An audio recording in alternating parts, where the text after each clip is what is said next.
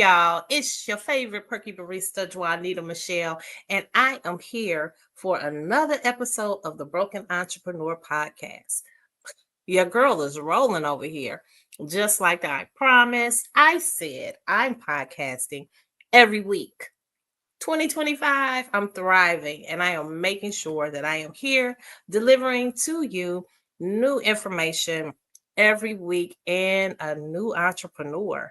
This week, I got my DJ. I feel like she was made for me. I got my DJ, Lady Bounce, and she's going to be on with us really soon. But before we bring her on, I got to remind you why we are here. Why are we here? We are here not to celebrate the spirit of brokenness or being broken. We are here to recognize the fact that sometimes in your entrepreneurship journey, things go wrong, things are broken. But guess what? You can only fix what's broken if you acknowledge it, figure it out, how you can get past it, and push on. Okay. Sometimes it's not for us to stop, it's for us to press. So I'm going to bring her on, but I would be remiss if I didn't let y'all know that today the Soul Food Carryout is open, honey. You can go right into that lobby, order up you some good old food, and continue to enjoy your Saturday. So let me bring on my guest. Hey, girl. Oh, I'm good. I'm excited. Life is lifing, but I'm here. you know life is gonna always life. I know. But It, I really just wanted to slow down. Just but do just a you smidge. really? You really Yeah. wanted to slow down? Mm-hmm. Yeah. You said yeah, Yeah. yeah, yeah. I feel like remember that episode of Martin where he got beat up by the boxer? He was like, I don't want to fight no more. I don't want to fight no more. I don't want I don't want to fight no more. My goodness. You said I tap out. Tap out. Tap out. Where my partner? Oh no. Oh Oh no. man. We're gonna get to where you how you got to that point. But Okay. before we do, let us know what makes you an entrepreneur. Mm. I think it's my thought process. The thought Oh, process that better is out there for me, and I'm going to get it by any legal means necessary, and not to hurt or trample anybody else or anybody else's spirit in the process. Like I'm going to okay. get what's for me, but I'm not gonna hurt anybody in the process. See, a lot of times, people do that whole like, oh, I'm self-made, or I did this myself, I. And then when you get to the point where you find success, then you find yourself lonely because of all the people you pushed to the side and you trampled on to get there. So now you don't have anybody to enjoy it with you or to celebrate with you because all the people that would have celebrated you, you stomped on them on your way up. Mm, I like that ad. You said what I can get to legally. Okay, listen, I'm not going to jail. I have enough Come trouble on. getting to work on time every day. So I know I can't be in a situation where somebody's telling me when to eat, when to shower, when to watch TV. Yeah, I can't handle that. I don't want that situation myself. I don't want that situation myself. But Mm-mm. I was so surprised. I think it was last year when I learned about your true DJ roots. Tell us, tell my broken entrepreneurship, my broken entrepreneur family. Mhm. How did you become a DJ? It's so crazy. So every superhero has an origin story, and I actually had the privilege to write about mine. So there's a book out called A Gathering of Flowers where I detailed my whole journey. Like I wrote about my dad and the bond we had from DJing. So my family ran a business. My mom and sisters took pictures, with those backdrops and the wicker chairs and all that. That was us. And then my dad DJ'd. And so everybody had to work the family business. So you had to do something. If there was helping pull out letters for the backdrop, or helping mom iron the backdrop, or helping dad pick out music, whatever. You were going to do something. And so my brother, being the only boy, got to be daddy's sidekick. And so that was the spot, because everybody loves the DJ. You go places, they want to dap up the DJ and shake hands or be seen with the DJ. Not so much with my mom and my sisters. Plus, I love music. So when my brother got to Okay. be about 12, he discovered girls and then decided he didn't want to DJ anymore. And I was like, me, it's my turn. It's my turn. So at 10, I started DJing with my dad, and we DJ'd everything and everywhere. I Wow. was his sidekick as much as he was my sidekick. We Okay. we had the most fun. Like, that was our time. Like, there's 9 siblings in my family. So time Okay. with daddy was precious, because there's 9 of us, and there's only one daddy trying to split between all of these kids, and then really big age gaps. So when I was a teenager, I had sisters who were adults, and I had 2 brothers that were adults. So that time of DJing with me and daddy, like, that was our time. I didn't have to share him with none of them. I didn't have to, move about the conversation, because I was the middle child of both sets of kids. So you know how the middle child gets rolled over and looked over and glossed over. So that DJ time, that was us. We riding Mm. in the car, picking out songs, singing songs. We could read each other's minds when we would DJ back and forth. So in 2020, he actually passed away from COVID complications. So he beat COVID, but it was all the other stuff that came with the COVID. Like, he wasn't taking his blood pressure medicine, and then he had like kidney failure from all the medicine they were giving him to fight COVID. It was a mess. So in Mm. 2020, I was like, I'm never gonna DJ again. I just lost my partner. Like, I can't do this. And then my husband was like, you have to. He's like, now you got to keep the legacy going. None of my other siblings ever wanted to DJ. Like, none of them. So he was like, if you let it go, then it's gone, because nobody else is trying to pick it up. And so I was like, can I really be a DJ by myself? Out for 30 something years, I had a sidekick. Like, I don't know how to do this. And he was like, you do. Just do what you do, what you've been taught, what you've been told. And then here I am in 2025. I've now been DJing solo for 5 years, and it's been a really fun ride, but it's been real wild. Like, I never would have thought I would be doing this. Like, it's Oh, wild. wow. Wow. I'm like, wow. Wow. I remember your dad and his Yeah. cool hats. Yes. Roller World Bus Stop, WBLZ, WDAO. He had an exclusive contract with Dayton Public Schools, and he DJ'd all their dances, dinner dances, proms. I've been going to the prom since I was in the 7th grade, Oh, because wow. going with dad, to DJ. I mean, I going to the dinner dances, and we did it for every school. Like, my mom used to collect the glasses you get from prom.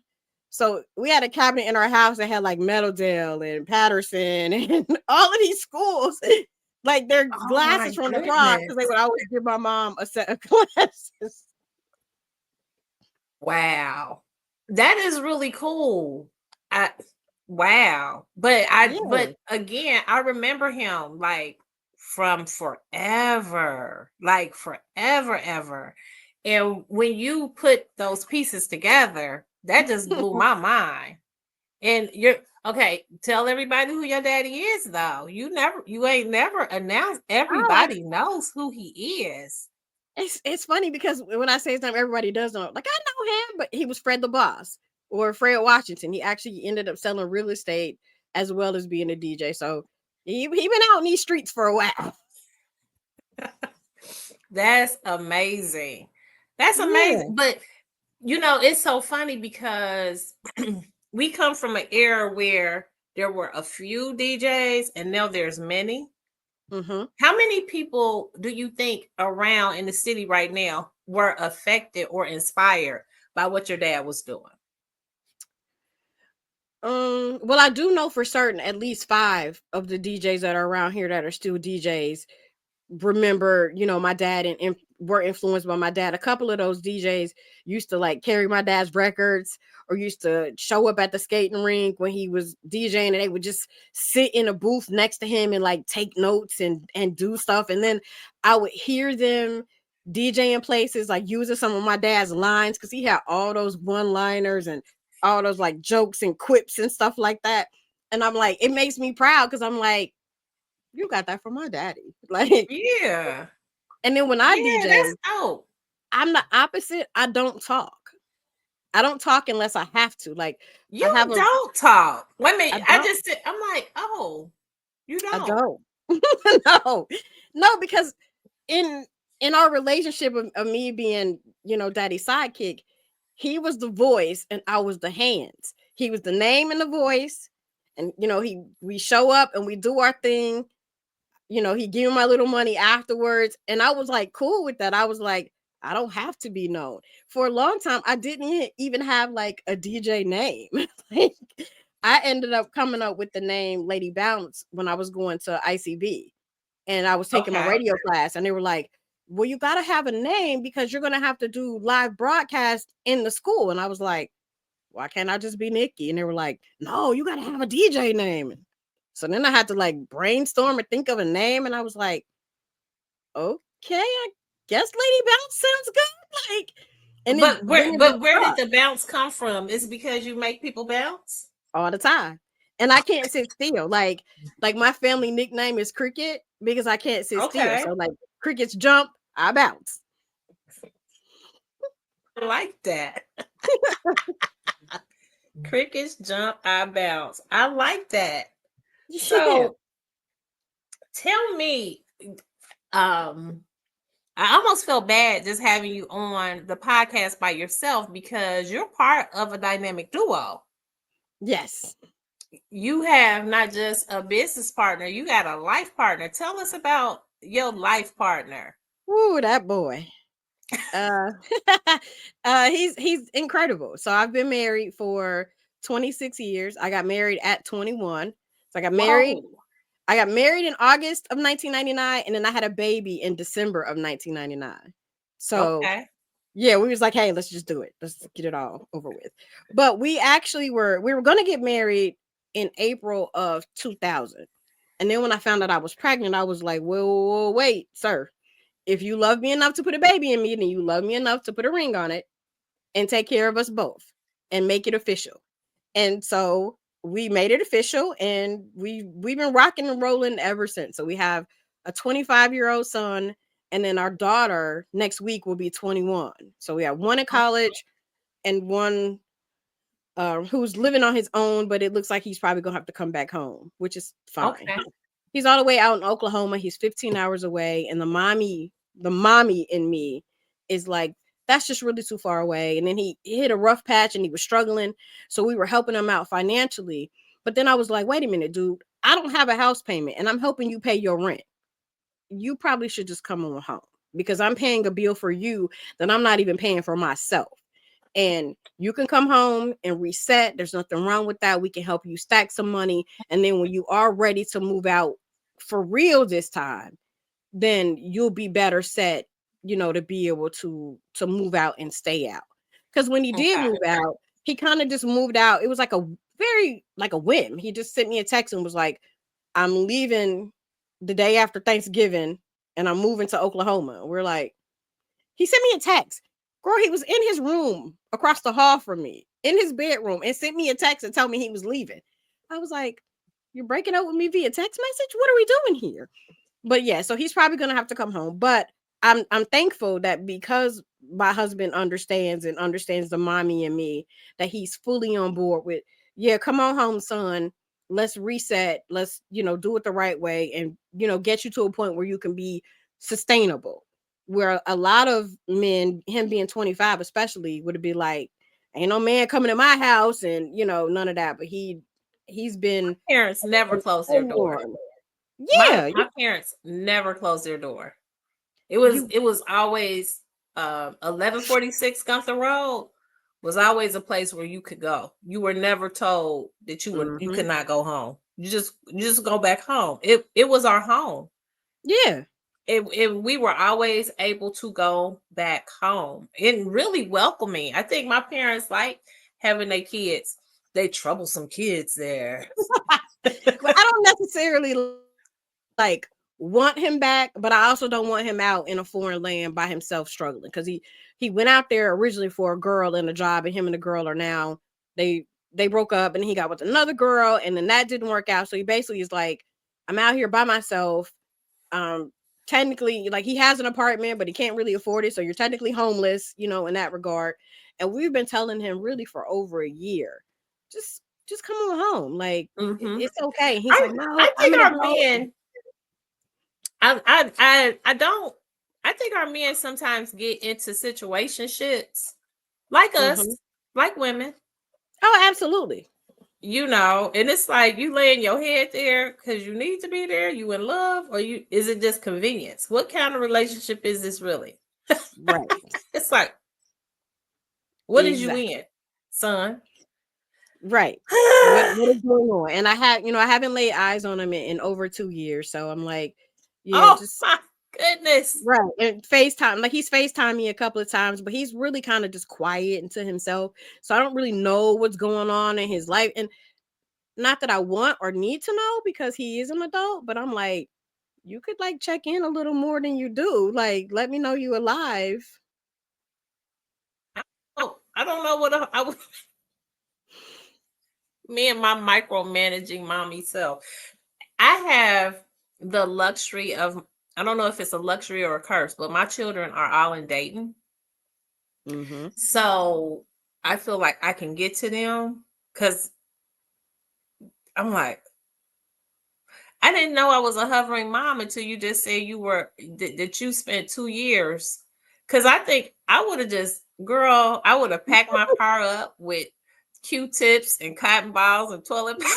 Listen, it has been very hard to just let him have Oh, this shit. experience. Like, it's rough, because up until he left, I have been with my children every day of their lives. They didn't play sports. Yes. They didn't go spend a night anywhere. So they were here with us every single day until she left for college and he left for Oklahoma. So, Wow. however, now this empty nester life without the two of them here has been incredible. It has done wonders for me and Jay's relationship. Like, we communicate a whole lot better now, because we've been through like the struggle and the ugly pieces of life, that now we really are chilling and enjoying each other, and then not having to be super hands-on parents now. It's been really nice. Like, It's nice. yeah, like, we're And going and on the really cool thing about, because I see it in your face, right? I see it in your dates. face. The really super cool thing about it is it's like you with your friend. Yeah. You know how many people go through raising their children and at the end of it, they look at each other, they like, look. Mm-hmm. Yeah. Because you spent your whole life being parents and roommates and hustle mates and Yes. housemates sometimes, that relationship piece, it gets lost. And so I'm thankful that through years, I mean, and I'm not afraid to say, we've gone to counseling before. I've gone to counseling and therapy by myself. He That's went, we healthy. were in, yeah, we were in family therapy. I had both the kids in therapy at one point, because I was like, hey, we're gonna be a happy, healthy, thriving family, and we need help. Like, I didn't like wake up and go, hey, I'm super mom, super wife, and I got all the answers. I'm like, no, please, church finger, we need some help. So we went and got the help. And because we went and Okay. got the help, we've been able to stay together for 26 years and still be laughing and talking. And we spend hours every day just talking, just me and him. We're not talking to nobody else. We're not even watching TV. We're just talking. And you would think that after 26 years that we've talked about everything and there's nothing left to talk about, but there's still Mm-hmm. a lot to talk about. Like, we have the most fun. And then he's a music artist, so we bond over music, something terrible. Okay. Like, yeah. And then I always have to, like, I'm so excited for you and what you have. It makes me really, oh really yeah, happy. I feel like I'm a love bum. I am the love. I yes, love love, right? me too. Love I love. love it. And and I love to see it. I love to see it in action because Yeah. I have two goals. I want to love like I've never been hurt before, because unfortunately I didn't Mhm. have that experience where it's like we got together, we done rolled this thing out. But I like to believe that I'm a love like never been hurt before. It's like Mhm. I want to give you a fresh love, it like untainted. Mm. And so I believe in the whole notion of it. And when I am able to see people who made it work and they look good in it and they happy in it, it's like, But I mean, and I'll tell somebody in a minute, it's been work. Like relationships and parenting is work. And then there was a time, because I got married so young, where I completely lost myself. I was his wife and their mother, and Nikki was nowhere in there. I had to rediscover, what I like. If I go out to eat for lunch by myself, what do I even like to eat? I didn't even know, because so much of my identity was tied into being everything to them and everybody else, which is mm-hmm, that was kind of like the start for our podcast too, because I wasn't taking any time to do any kind of self-care. So I was like, well, mm-hmm. I'm about to go on this journey. Let me invite other people to go on this journey too, and show them it ain't always pretty. Sometimes it does get really ugly. Sometimes you do have to have that ugly cry. And then once you have it, you're so much better. You can Oh think, yeah. the clarity It's that comes with cleansing. it. Yes. The ugly cry is cleansing. Girl, Listen, that ugly you better cry. let that up out your gut. Hey, listen, It's listen, like taking a laxative. You better let it out. exactly. And so then that's where like the idea for the podcast came from, was I'm like, I'm about to go on a journey of self-discovery and figure out who I am. And then I'm going to be able to help other people do it too, and do it in simple ways. I'm not rich. Mm. I'm not spending every week at the nail shop or getting massages, but I can color. I can journal. I can listen to some music. I can shut out the world and just have that ugly cry if I need to. I can watch a movie and let myself get emotional and cry about the movie, and then cry about the stuff in my real life, and then still be okay when it's over, and not have to be, embarrassed or feeling some type of way about it. And then having a partner who allows me to have that space, that has just been the icing on the cake for the journey, because he's like, whatever you need, if that's what you need to feel I better, love that. then you have that. I'm like, for real, I can eat all 5 of these Reese cups right now, because that's what I feel like I need. She's like, you want some milk?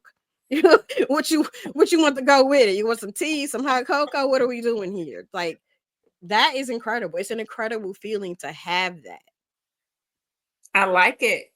I like it. And the funny part about you saying you were lost,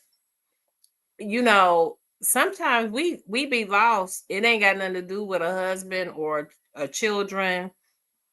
But I Yeah. also believe that as you are growing and as you are becoming, I think we get in a space where we're no longer like that 21-year-old.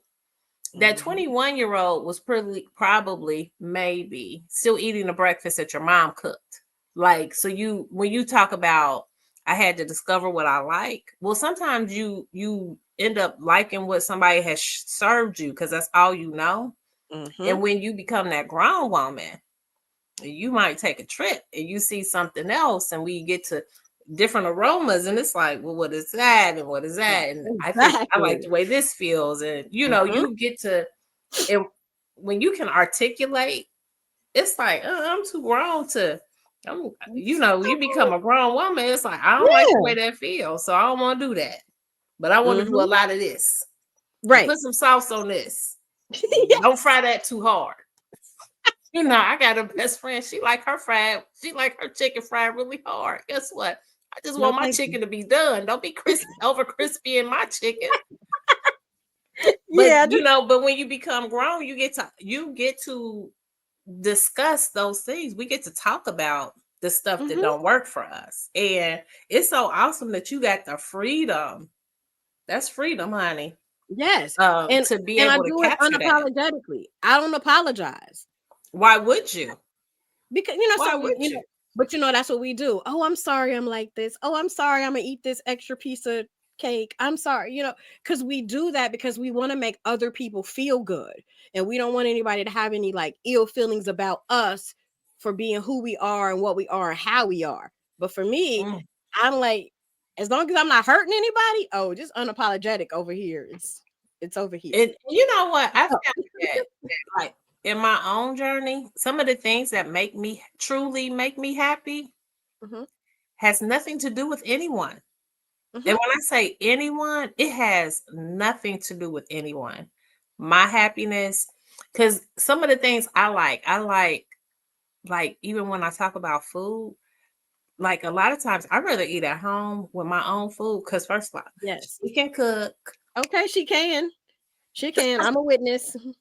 she can cook. So I like my food. I like to cook my food the way I like it. I've Mhm. learned to flavor without over salting. And then, whatever it is, I really discovered that a lot of the things that I like to do, I want to do, that's making me happy. It's like it just isn't infringing on anybody else. Mhm. And sometimes people's comments about other things, it's like you got to stop watching me. Stop looking. Right. Mind the business that pays you. Do It's like that. stop looking. This ain't bothering you. I'm No. just making me happy. And then I had to discover that unfortunately for some who haven't discovered their keys to happiness, Mhm. sometimes your overly happiness is not making everybody else happy, but that's a whole nother podcast. I might have to Right. get into the Happy Shelley podcast, the Perky People podcast, the Perky People podcast. I like it. I I like like that that. too, I like where that. it's okay for you to And be that'll still keep happy. you podcasting every single week. See? Look, because okay, and we way off, but I have recognized that my life is probably taking me in a different podcast direction other than the broken Hmm. entrepreneur.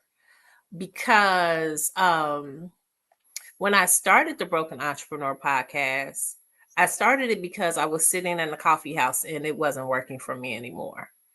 And I was at the time I was thinking, okay, I need to make more money and I need to do this. But really holistically, the whole premise of the coffee house wasn't working for me anymore. Uh that's being in the space um where I had all of that to do wasn't working for what I wanted to do. Like I Right. wanted freedom and I didn't even know it. Like my whole spirit, my soul was begging for freedom that the coffee house was not allowing me. And on December 9th, when I closed them doors, child, when a different life started for me, I have utterly enjoyed the year plus time that I've had outside of the Right. coffee house. Yeah. And there are ventures that are going on. I have been on a roller coaster. Financially, I've been on a roller coaster. Creatively, I've been on a roller coaster. I can't wait to show y'all what's coming. Look, Okay. Hey, I like it. um, I have given myself full permission to be a creative. Mhm. And I've never really lived in that space, Right. but it's coming. And just living up to the fact that I am a consultant and people do ask me for advice and I do advise people and I've been doing it for free for years. So really Absolutely. just business and entrepreneurship is going to look a little bit different for me moving forward.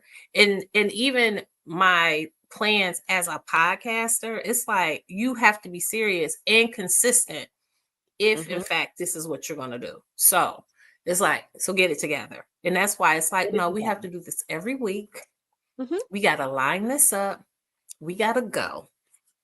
Yeah. It's like, go. And then if it doesn't work or if it gets to a point where it doesn't feel good anymore, then it's okay to stop. It's okay to It's be like, okay to it's time stop. to pivot and do something else because this isn't serving the happiness that I need to be served in my life. Absolutely. Absolutely. But the happiness for me as an entrepreneur is going to be less body work. In the food industry, the hospitality industry is body work. Whether you're Mm-hmm. standing, you're serving, Mm-hmm. you're interacting with people, that for me, that ship has sailed. and Mm-hmm. and here's the other part. I miss my customers. I miss the interaction. I miss knowing what's going on, honey, because I knew. It's Listen, like Juanita be knowing. 'Cause she is either you told me or I was listening I to done your heard it. conversation.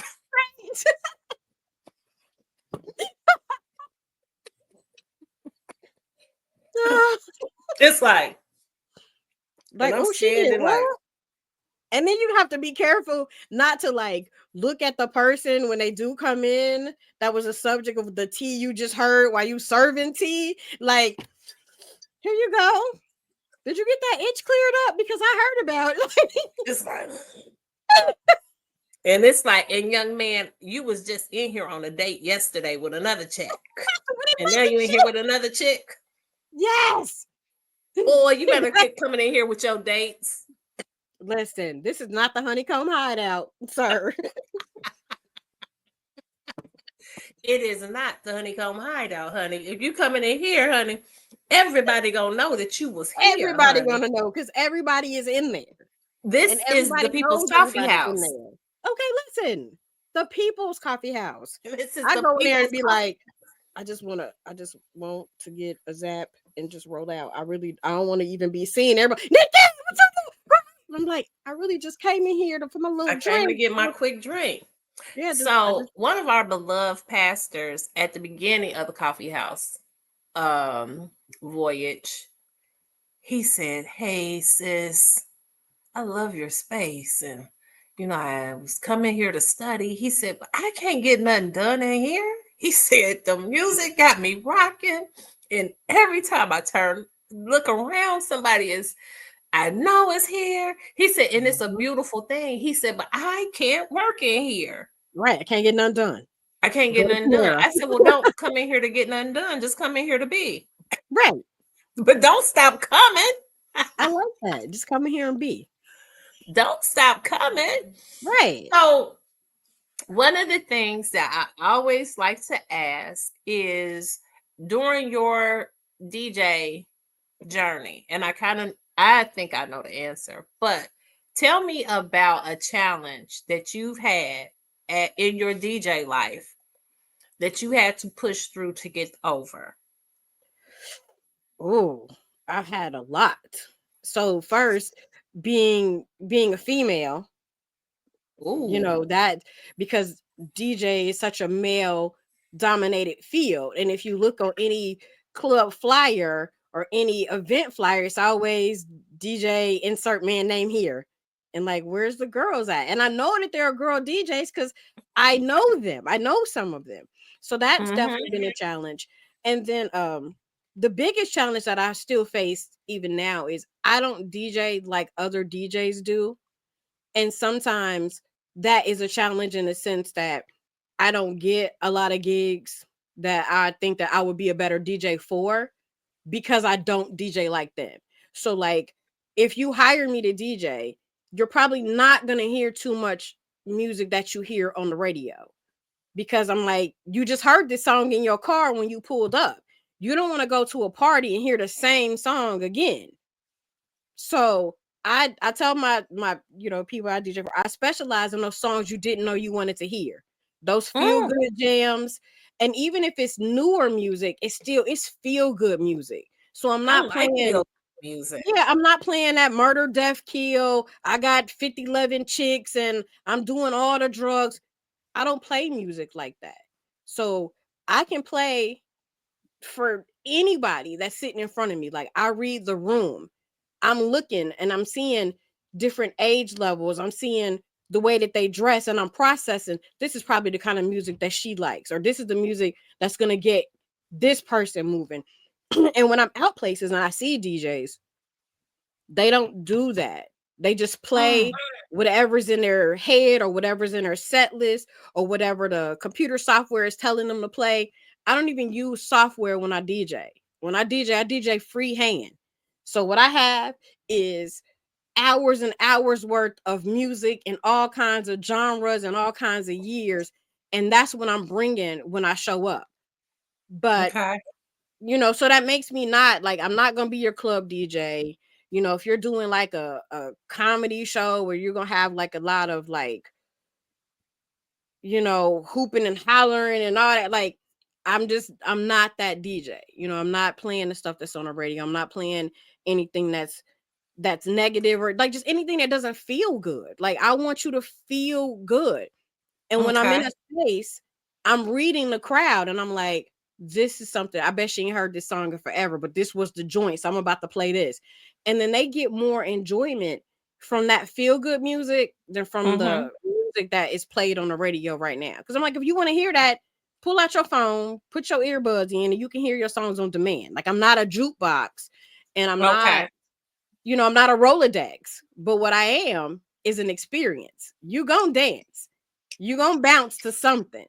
Yes, yes, we are. Now, Which tell me how did you get to the set that you do once a month at the Barrel House? I love the like, Barrel House. that is so crazy. Like I know we talk about COVID as being like this really bad, horrible thing. And it in a lot of ways it was, and it still is, and we're still dealing with the fallouts from COVID. But Absolutely. COVID gave me a blessing and badness all at the same time.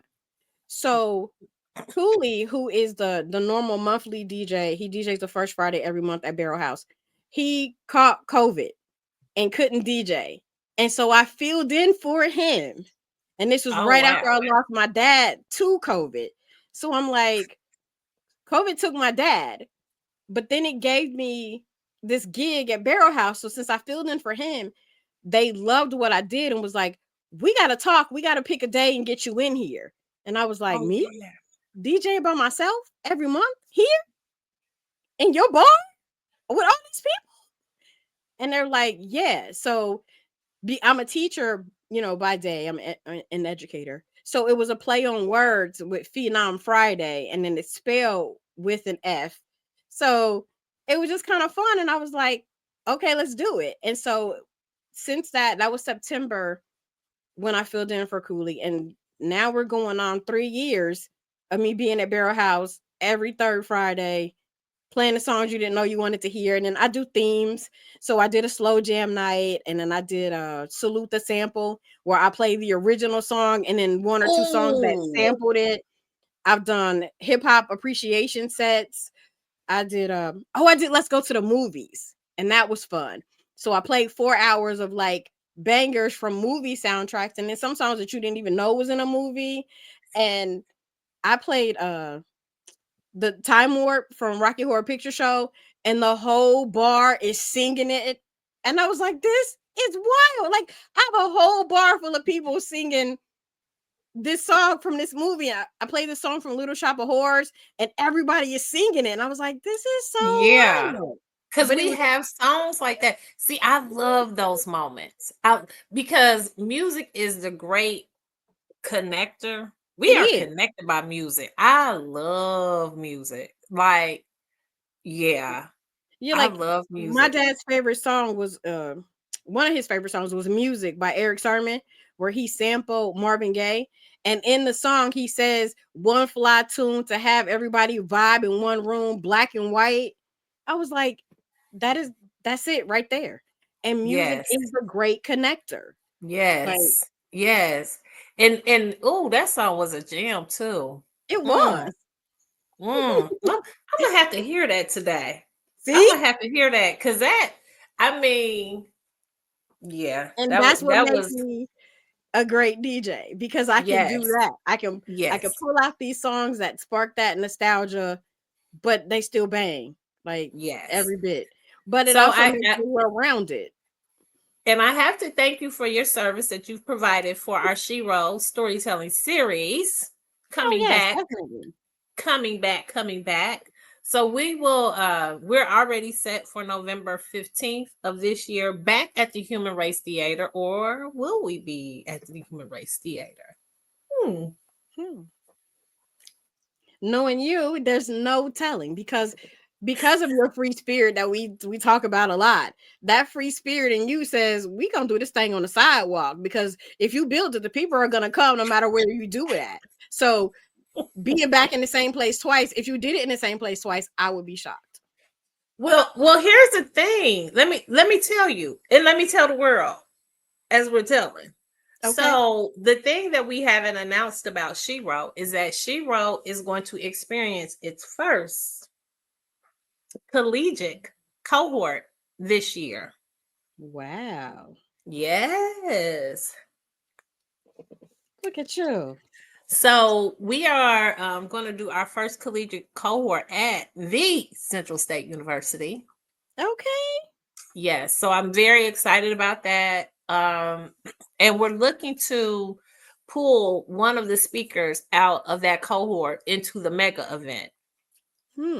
And if and I want to do something with high schoolers over the summer.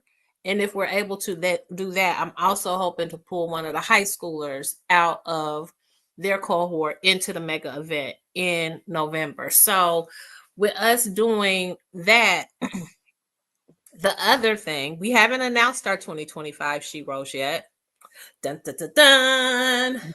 However, we will have one SHE-Roe from Cincinnati and one SHE-Roe from Columbus join the Wow. ranks. So with those four things going on, I'm thinking that maybe our attendance will be different because we're pulling from different spaces, and we already hit a max at the Human Race on our first go round. So Wow. we're gonna see what happens. We are set to be at the Human Race Theater, but we Okay. do have a couple of contingency plans just in case the tickets fly. And I'm hoping that the tickets will fly this year, because we learned a lot of lessons in 2024. And we're gonna make some things are gonna remain the same, because because a lot of stuff was just good. It was. It's good. And it was so funny how one of the things that people said, they were like, it was a long day. And I was like, the day was from 10:30 to 3:30. Right. Was like, that's what it was publicized as. It was never Yeah. a big secret that it I was a didn't think it long was day. too long, especially once the speakers got to telling their stories, and I was all in. I'm like this, and I'm like, "Girl, you're supposed to be back here playing the music." I'm in, like their stories Yes.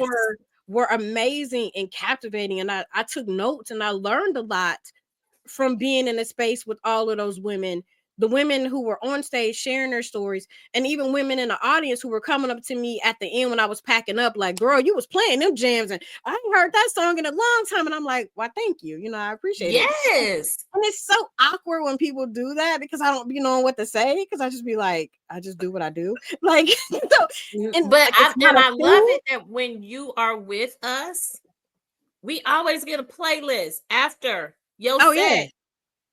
Oh my God. Thank you for that. Like, Oh yeah. because it is a wonderful thing, a gift. It's like the gift that keep on giving. It's Yeah, because like, it keeps the vibe going. yes. So thank you for that. For Thank you sure. for that. So before we wrap this up, I haven't let me first say I've enjoyed this conversation with you. Oh.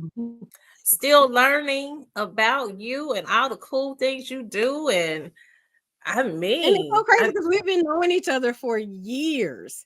Like I first met you when my first official year as a teacher, when we went to go look at Westwood, when Dr. Phillips was going to be the principal over there. So that's well, how or long no, I think it was before that. yeah, because we were at Rosa Parks. I met you at Rosa Parks. At Rosa Parks when I was still a para. Jeez. I met you at Rosa Parks. So that was a while ago. a long while ago because I've been in education now 20 years. Yeah. It's a Yeah. long And time. and I had years behind me at that point. That's why I'm like, Yeah. yeah. So Wow. yes, and now you have gone from a para position to administrator position. Yeah. Girl, I know, right? girl. I know. I love it though. You had toddlers and now you got grown people. I know. Uh, awesome. Crazy. Awesome. Awesome. Crazy. So, because we are going to be doing so much this year, we may invite you back. We may do a special episode with our SHE-Roes, and what we do with SHE-Roes, putting together our mega event. And we are hoping that you are coming back with us, Absolutely.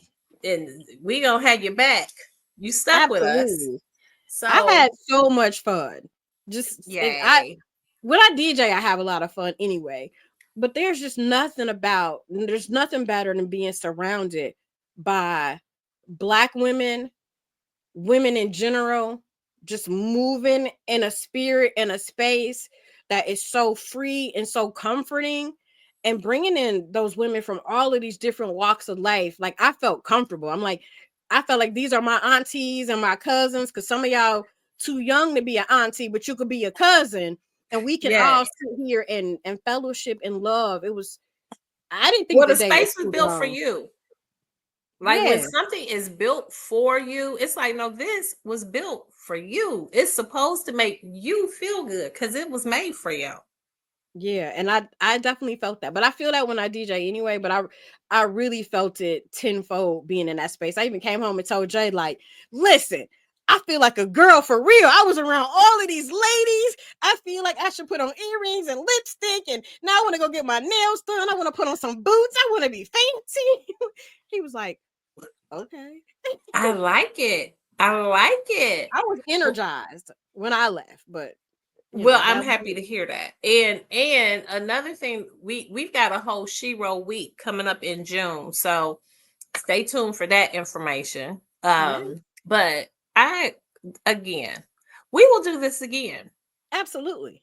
We will do this again. If you will hold on, I'm going to say my goodbyes, but give me one moment. Okay.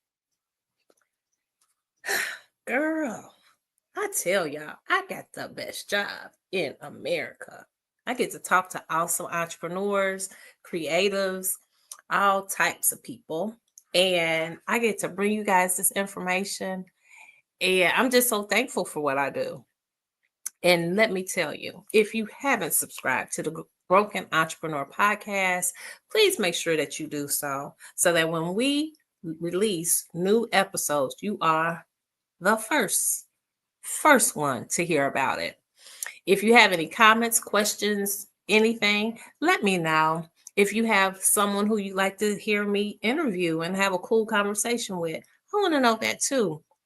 But until we meet again, I am signing off.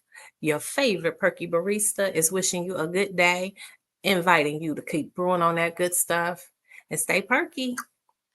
Peace.